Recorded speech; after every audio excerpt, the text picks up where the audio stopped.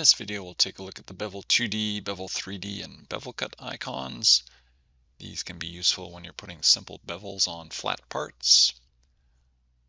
Go to our CAD tab here. Just go into our shape library. I've got my custom shape I made here.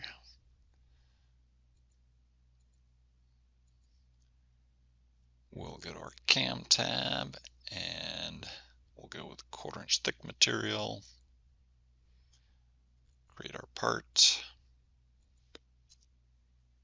We're not going to create the toolpath. We'll do that after we put the various bevels on the part. One nuance I'll show you later. Now we'll go to our Bevel 2D icon. Just around a little bit. So in this window, you've got all the different bevel types that you can do. This one at the top is if you want to remove a bevel that you've applied. And you've got the thickness that we've selected. Can't actually change it here, just shows you what the current thickness is. If I do apply a bevel and I want to remove it, we'll show you that here first. I'll just quickly use this bevel type. And down here at the bottom, you've got a little hint. You can hold down your control key to apply that bevel to the entire contour. Hold down your shift, it'll apply it to the entire part. Zoom in here a little bit. If I hold down my control key, highlights that entire contour is yellow. I left click, and that solid line there represents where the top of the bevel is going to be on the top of the part. It's a solid line, meaning that it is at the top of the part. Hit enter, and if I decide that I want to go back to vertical, click on this icon and hold down my control key again, left click, and that's back to vertical. This bevel has the option for draft. If you don't check this draft box, then it'll do like we saw here, where top of the bevel is basically kicks into the part. The bottom keeps the original dimension, and in this case here, the top would get larger. If we do it on the outside, the bevel kicks into the part, bottom keeps the original dimension, and top here would be smaller. Go back. If we choose the draft option, then in that case, the top keeps the original dimension and the bottom gets smaller on the inside. If we do it on the outside, top keeps the original dimension and the bottom gets larger. These lines are dotted to represent they're at the bottom of the part. Enter, and I'll just go back to vertical on the outside.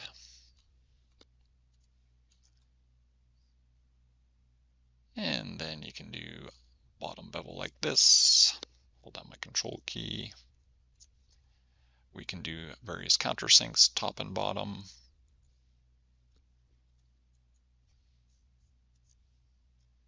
Of course, you can specify your angle for these and how deep down into the part that you want it to go. This one here is going to be from the bottom up. If I set this to something like 0.2, then that's going to be most of the way up into the part. And you can do your X cuts, K cuts, and the different parameters for those. This one down here is a fixed bevel cut. Cutting head will go to whatever angle and stay pointing in whatever C direction that you specify here. These C values use normal Cartesian coordinate system angles. That being, if you'd put C of 0, the cutting head will point to the right and stay pointing to the right around the entire geometry. If I apply this to this hole here, left click, then we would be pointing to the right at a fixed angle going around that entire geometry. Make it 90, pointing back, 180, pointing to the left, and 270 or -90, and it'll point down or towards us. If you have our Apex 6D head, these numbers are 180 degrees around from what we usually refer to on the Apex 6D head. Just keep that in mind when you're doing this. And then for the outside, we'll just do a couple top bevels. Just do single edges. I'm just going to left click here, left click there, and close. If you want a 3D representation of what this part looks like so far and you don't have any toolpaths on here, you can use the Bevel 3D. Start that command down at the bottom, prompts us select part, click somewhere on the perimeter of the part, and it'll bring this part into the 3D world. And we can see the various bevels that we've put on here.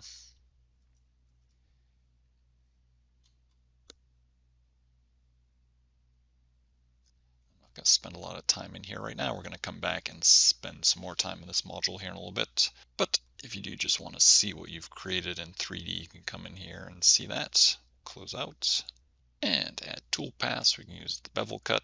This will also prompt us down here, select part, and click on the perimeter. And this brings us back into a 3D environment. Scroll wheel will zoom in and out. If this is opposite of what you're used to, there's a setting in preferences where you can use reverse zoom. And hold down your right mouse button. You can spin the model around. Hold down the middle mouse button to pan. And then you've got this cube up here where you can quickly spin around to different orientations. And this box has your various lead settings that you can use. This normal lead will be used for things like holes. Corner lead will be used if you put your lead in on a corner, or if you're doing an open contour edge like we'll be doing on these two edges here. This is what's going to be used to calculate the feed rates on the cuts. I've got a separate video that talks about these different options here. Safest bet is to always use speed by thickness, but you can use the speed by edge length if you want to optimize your speeds on different cuts. I'll link to that other video that talks about these if you want to watch that separately. Can choose to put loops on corners on something like this cut here on the outside. If you turn on the loops, it'll keep the cutting head at a fixed angle, and then when it gets up to here, it'll basically keep that cutting head at that angle, spin around, and then continue on. Sometimes it can give you a little bit more consistent result. If you don't do loops, the cutting head will constantly be adjusting its angle as it's approaching this corner, and then also adjusting as it's going along here. And if your cutting head isn't perfectly calibrated, then you can get some glaring differences in that bevel angle. So this can help to kind of hide some inaccuracies in your calibration. And if you have this set to by rules, it'll basically look at the angle of the cutting head and determine whether it needs to actually put the loops on the corner. This button down here can be used if you get into this area and realize you want to change something on your bevels. It'll bring this back up. Down here at the bottom, A for auto, can be used if you're doing closed contours, as all these inside holes are. For the outside bevel cuts, we're going to be using this plus button here to manually put toolpath on. Takes a couple more steps. We'll do A for auto. Prompts us down here at the bottom, select curve. As you hover near these blue lines, it'll turn red, and that will tell IGEMS that that is the contour that you want to add a toolpath to. Once it's red, you can left click to tell it you want to work with that one, and then prompts us specify start point where you want to put your lead in. If you are using the Apex 60 head, since this is a bottom bevel, we would want our lead in to be at the 3 o'clock position. Left click here, and with one click puts the toolpath on there. And we can come up here. When it turns red, left click on it, specify start point. Again, with the Apex 60, since this is a top bevel, we'd want our lead in to be over here, left click. And we'll come to this one. When it's red, left click. And then our start point, since this is a fixed bevel angle, we don't have to worry where we put the lead in. And think about where we're just going to go next, since we'll probably come down to this hole next. Or maybe we'll go up to this hole next. We'll put it over here. And then we'll come up to here, left click on that. Now this one, we've got 2 cuts that we'll be doing. And again, since the bevel cut's going to be a top bevel, we'd want our lead in at the 9 o'clock position. We'll do that for both the vertical and the bevel cut. Left click. And then it wants to know which surface do we want to cut. And it'll highlight the surface that it thinks that we might want to cut. And down here are different options of how you can work your way through the part. Right now it's basically working bottom to top, which is fine. We do want to probably cut that first. If it is, we just hit enter and puts that on there. And then for the bevel cut, again, hover near it. When it's red, we left click and then left click at the start point. It's going to highlight in red the surface it thinks we want to cut. And that is true, so we'll hit enter. And then we'll come down here, left click to work with this one, left click on our start point. In this case here, I would probably do the bottom bevel first. So and again, since it's a bottom bevel, we want to pierce around our 3 o'clock position. And if I rotate this around, we can see that that surface is red, which is good. That's what we want to cut. Hit enter. And then vertical cut, click here, left click for the lead in, and then enter. All right, so those are all done with the auto. We'll click on done. And then for the bevel cuts on the outside, we'll do our plus button to manually add a toolpath to open edges, open surfaces, open contours, however you want to refer to it. Select curve, left click when this is red. Now this time we're going to give it a start point and an end point. Since this is an open bevel cut, start point will start down here. When my mouse locks in at that point, we left click. End point, we'll rotate this around, make it a little bit easier to see. We'll come up here, left click, and then it wants to know how we want to get from the start point to the end point, because there's 2 ways that it can get there. It can either travel in that direction or that direction. Because we're doing the bevel cuts, I'm gonna left click when this is red. And then this one here, you have to pay a little bit more attention to. Right now it's thinking, again, it kind of works bottom to top in this case. We don't want to cut that red surface initially. We want to cut the beveled surface. A couple ways of doing that. Down here, you can tell it that you want to work top, bottom, mid, or top, mid, bottom. Either one of these will work, basically top to bottom. If I click on, say, this one here, now it's going to highlight those surfaces. Now, the other way to do that, let's go back to where it was, is you can individually just click on surfaces. So if I left click, then those will also get highlighted. A couple different ways of doing that. Either way, once those surfaces are red, we can hit enter and puts our bevel on there. And then for the outside vertical cut, we can go back to auto. And left click when that's red, choose our start point. That is the surface that we want to cut. Enter. That should give us everything we need. Click on done and close. And brings us back to our 2D world. If we want to change anything like cut sequence or the speed calculation, we can go to our edit button. Prompts us select part. I'll just click on the perimeter here. These are the various bevels that we've put on here. Can use the buttons down here at the bottom to reorder things if we want to cut things in different sequence. And as I alluded to, you can optimize your speeds on some of these cuts. On this hole here, we're going to cut that vertical hole first. So we want to cut through the entire thickness of the material. But when we're coming back and doing that top countersink, we don't have to cut through the entire material. Since we've already removed that, we just basically have to cut this surface length here. If you want to change that, you go to your, first of all, find that cut, which is number 5, highlights that, click to our properties tab over here. And right now this is set to speed by thickness, so it's going to look at that entire thickness of material that it thinks it's cutting through. But since we're only cutting through a portion of the thickness, we can switch to speed by edge length, and it'll cut that much faster. Similar thing down here on this hole. This first cut, which is the bevel cut, we're cutting through the entire thickness, so we'd want to leave that one as speed by thickness. But we can speed things up quite a bit by changing this one to speed by edge length. I'm actually going to leave this as that for right now, just to show you in the CNC file what the speed difference looks like. We'll just hit close for right now. And let's go into process and select part. I'm going to click on this, left click enter, and we'll just do, we'll do the 3D preview. Might as well.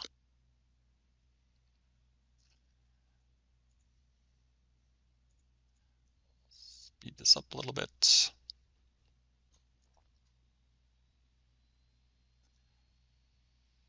Bottom bevel, top bevel.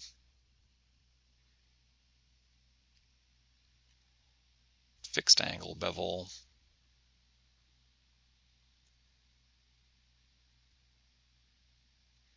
Top countersink. And we'll take a look at the speed on the vertical cut on this one. Right now it's going 12.33 inches per minute at its max. So 12.33, let's remember that. Let's go back here, edit. I'll click directly on number 6 here, or 7, 6. Go to properties, change this to edge length, close, process. It was 12.33. Zip through here. And now it's going 12.33 still. Oh, you know why? Edit. The wrong one. 6, 7, 6. Oh. Yeah, I did the wrong one. So I'll leave that one as speed by thickness. Change this one to edge length.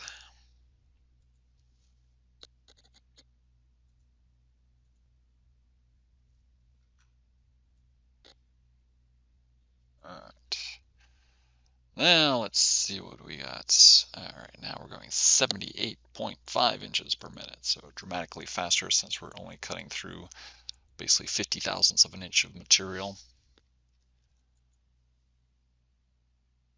Okay, so that's, oh, I was going to show one nuance on this. Let's see, let's just do a new part. Same values though.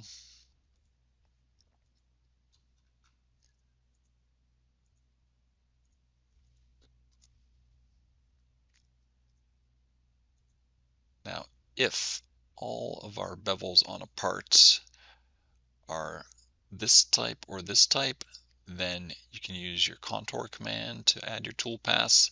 But any of the other bevel types, if they're on the parts, it won't add the toolpath with the contour command. Let me do this over again here. We'll just do this on a couple holes. And we'll do this on a couple of holes. And we'll do this on the outside like we had.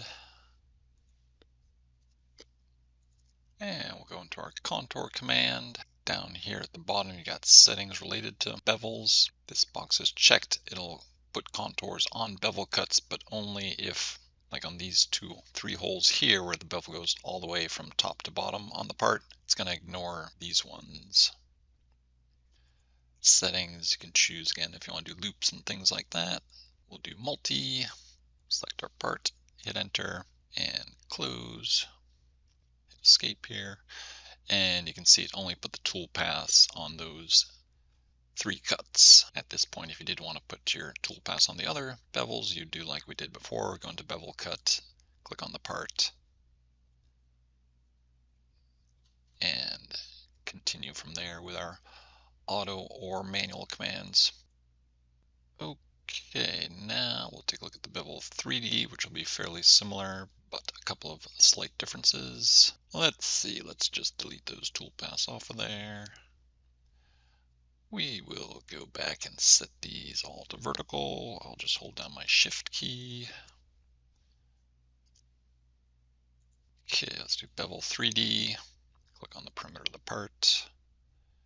Brings us back into our 3D world. A couple differences in this window here. First of all, this is grayed out, so it's obvious that you can't change your thickness. These all basically work the same. We'll put this on here. In this area, as you hover near surfaces, they'll turn gray, dark gray, to show that that's where you're going to apply the bevel. You can also down here, as it shows, hold down Control key to do an entire contour. As long as I just have that highlighted and hold down my Control key, can left click and put it on there. You have to be a little bit careful here. If I were to left click now, because all of those vertical surfaces are that dark gray, that would be applied to everything. But of course we can easily fix that. And then I can do this to bring everything back, and then do that, Control key. And we'll do the draft version on this one again. And we'll do the fixed on this one again. Top bevel or countersink. Bottom.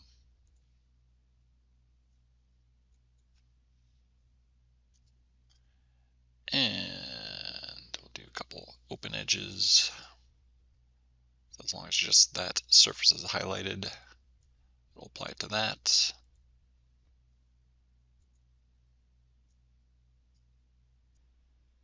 And this break can be used if you want to add a bevel to a portion of an edge. You'll have to have that basically added as an other object when you create the part. You get to this point and realize you need to do that and you don't have an entity drawn in or added as an other object. Let's just run through that quickly. Click on close, brings us back to 2D. And I'm just going to do a rectangle. And I'm just going to roughly place this there and there, whatever the case may be. Right now, this is not an other object. So if I go back into Bevel 3D with that, we don't see that geometry. So we have to add this as an other object. You can either explode the part and recreate it, but then we'd have to go and put all the bevels back on there. Much easier way to do that is on the Parts submenu, add other objects, prompt us select objects, left click on that, hit enter, select part, click somewhere on the part, and it changes to that magenta color to show that that's now an other object and we can do stuff with it. Now if we go back into Bevel 3D, we see that, and that gives us a reference where we can break that edge to, if we want to add a bevel in there. Click on break, and you can basically left click. You can't snap to that point, but we can just eyeball that. And we can come over to here and left click there, end, or enter, sorry. Basically splits that edge, and then you can choose whatever bevel type that you want to apply there. Click on that, and click on done. Reset would reset the entire part to be vertical, and this icon here brings up the toolpath box. This is going to work the same as we saw when we added our toolpath to the part that we made with the Bevel 2D, so I won't spend a lot of time on that. Auto, left click, left click, left click, left click.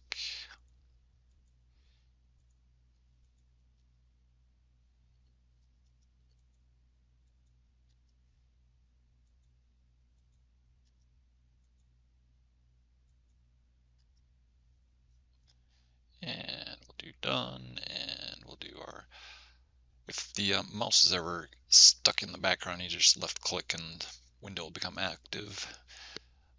Let's see, plus button, and left click, and we want to go this way, left click, and we'll do top, bottom, mid, enter. And then for this, you could do it as one cut. It would come along and then tilt, cut that and straighten up and then continue on. Or you could do it as two separate cuts. Let's see what happens with the auto. Start there. I'm still in the manual command, so I start point, end point, direction, and yes, and done, and close. So we've already got a 0 point on the screen here. I'm going to do my order command, click close, process, select cut order, take a look at this one. This is for the Apex 60. Take a look at that one. Cut 9.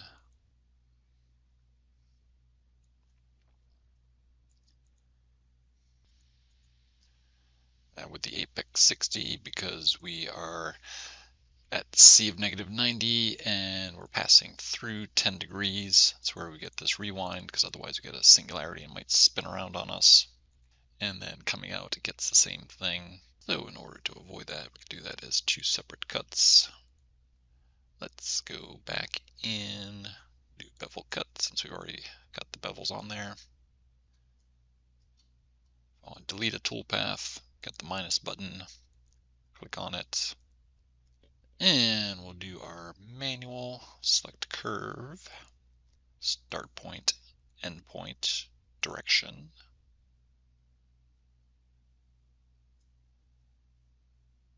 That should just do that as basically a fixed bevel cut, and then done. And then we can do our plus button again, select curve, start point, end point, going in this direction this time, left click when that's red, and done, and close.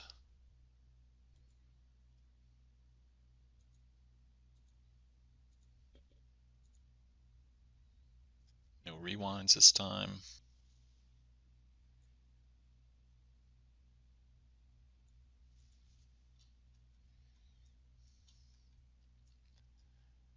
For this cut, it's going to spin to that -90 and then cut that, and then straighten up and cut the rest.